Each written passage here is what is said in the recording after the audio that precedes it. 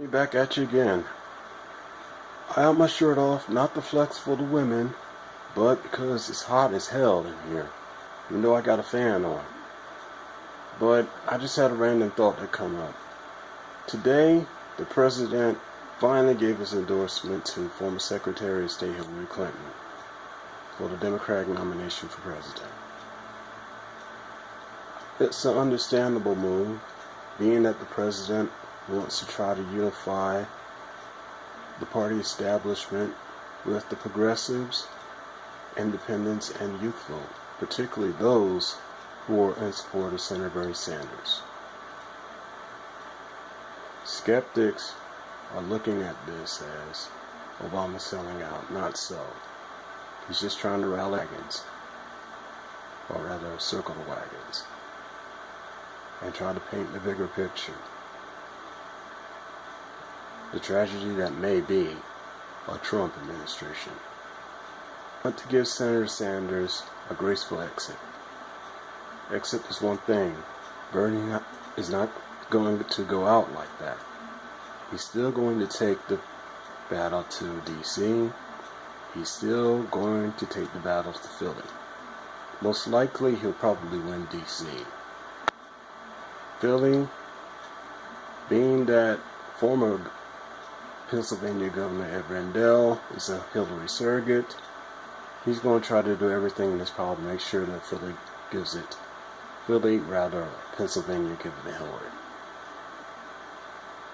The Dems want to try to capture that lightning in a bottle again, as they did with Obama, being the first president of color, to have Hillary become the first female president, which also be history making, because Hillary will also be the first former First Lady to become president.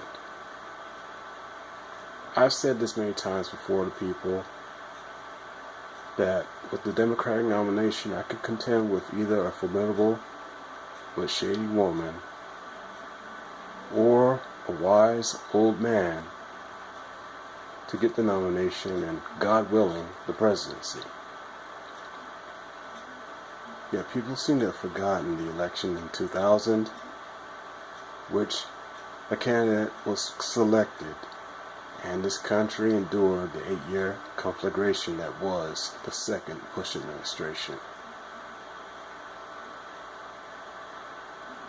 I'm fearing that history may repeat itself again, but this time you have the Donald. People can argue this, particularly Republicans, and as deceitful and despicable Republicans have become, they have really sunk to a new low, just going along with it. Particularly Trump's former rivals for the Republican nomination, who've all trying to line up to see which one of them can be his bitch. I'm ashamed to say from my home state, Jeff Sessions, I don't call him senator because he's not worthy of it. Jeff Sessions, aka Ernie Keebler, is one of the Donald's prime bitches. Let him be damned. But getting back to the Democrats, no. While I'm on that tangent, let me go back towards the Republicans again. The current Speaker of the House, Paul Ryan, aka the Brill-Cream Kid, while he denounced Trump's racist remarks, he's still gonna stand by the Donald, for fear that, God forbid, should the Donald get elected, the Donald won't be taking revenge on him. But getting back to the Democratic Party, with respect to the president, I understand you're trying to bring the party together, particularly those progressives, independents, and young adults who are supporters of Sanders, but that's not going to be easy. You can't coronate Hillary just yet. For those of us who came up in the 90s, and the 1992 election was my first election, I voted for Bill just to get old George out, because old George was still trying to carry on for the Gipper. But while the Clintons, and I do say the Clintons because Hillary and Bill were the first couple that ran a country together. Al Gore was just in the background. The Clintons did bring about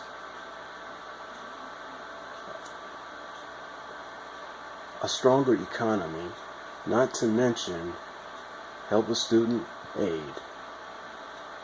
But they were also responsible for the mass incarceration boom of the 1990s, particularly towards people of color. I almost became part of that boom. God saved me from that. But anyway, if the president wants to try to get people, or rather the Sanders supporters, to come over to Hillary's side, he's really got the hustle and sell it. It's reported now that even progressive favorite Senator Elizabeth Warren is going to endorse Secretary Clinton as well. And as strong as her voice is, Hillary's going to need all the help she can get. There's the lesser of the evils thing, and that's been playing a part. But as I stated before, I can contend with a shady but formidable woman or a wise old man in the White House than having to deal with a buffoon like Donald Trump.